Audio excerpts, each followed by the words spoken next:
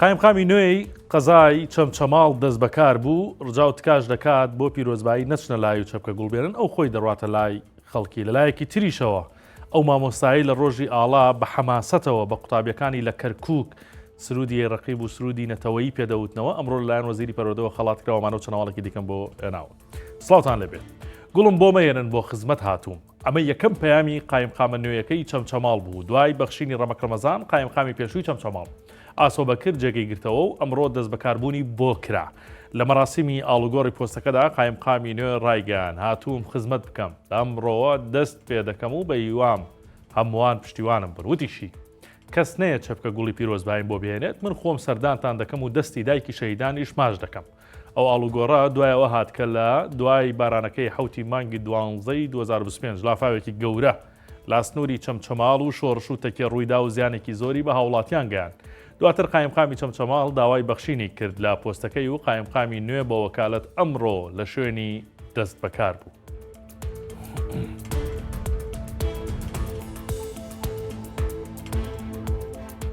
ئەو مامۆستا کوردەی کەرکووک خەڵات کرا کە لە ڕۆژی ئاڵای کوردستان بە حەماسەوە سرودی نیشتیمانی بە قوتابیەکانی دەوتەوە. هەفتەی یەک مانگە و لە ڕۆژی ئاڵای کوردستان لە قوتابخانەی خانزادی بنەڕەتی لە کەرکووک مامۆستایەکی ژن بە ناوی ئامەد بەجلی کوردیەوە بە حەماسێکی زۆرەوە سرودی نیشتیمانی بە قوتابیەکانی وتەوە. دواتر ڤیدیۆکانی لە تۆڕە کۆمەڵایەتەکان بڵاو بوونەوە و بوون بە ترێن. ئەمڕۆ ئالان حەمە سەعید وەزیری پەروەردەی حکوومەتی هەرێمی کوردستان چوە قوتابخانەکە و چەپکە گوڵی ڕێزلێنانی پێشکەشی مامۆستاکە و قوتابخانەکەی کرد.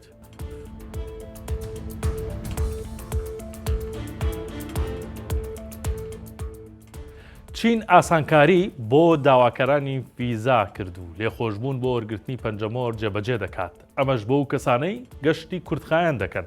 خۆسڵخانەی چین لە بڵاوکراوەیەکدا دەشڵێت هەموو ئەو داواکارانەی ڤیزا کە ماوەی مانەوەیان لە ناوخاکی چین لە 180 ڕۆژ زیاتر نەبێت لە وەرگرتنی پەنجەمۆر دەبەخشرێن. ئەم بڕیارە لە ئێستاوە دەست پێ دەکات و تاوەکو کۆتایی ساڵی داهاتوو واتە سیوەکی کانون یەکەمی 2026 بەردەوام دەبێت. ئەو کەسانی داوای ڤیزەی درێژخایەن لە جۆرەکانی D1 Q1 S1 X1 و Z دەکەن هێشتا پێویستە پەنجەمۆر بکەن چونکە ئەم جۆرە ڤیزانە دوای گەیشتن بە چین پێویستیان بە مۆڵەتی نیشتەجێبوون هەیە.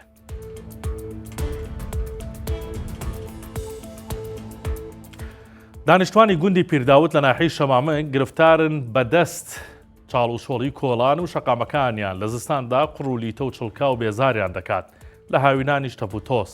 شارەوانیش بەڵێنیان پێدەدات کە چارەسەر نزیکە. مەریوان محەممەد دانیشتوێکی گوندەکەی بە 1964 وت ئۆتۆمبیلەکانمان وێران بوون. چەند ڕۆژێک پێش ئێستا منداڵێکی باخچەی ساوایان بەیانەکەی کەوتوتە ناو چڵکاوە. کۆڵانەکان ئەوەندە خراپ بوون کەڵکی هاتوچۆیان نەماوە. 1964 کێشەی ئەو هاوڵاتیانەی گوندی پیرداوەدی گەیاندە لای هێمن ئیسماعیل بەڕێوەبەری شارەوانی شەمامک ئەویش بە موژدانەیەک وەڵامی کێشەکەیدایەوە بە 1964 وت. پرۆژەی چاکردنی و کۆڵانانە دەرچوو لە ناوەڕاستی ئەم هەفتەیەوە دەست بە کارەکان دەکرێت. ناحیەی شەمامک تەنیا 10 کیلۆمەتر لە ناوەندی شاری هەولێر دوورە. لە 53 گوند و 4 گەڕک پێک دێت بەڵام هێشتا بەشێک لە گوندەکانی کێشەی خزمەتگوزاریان هەیە.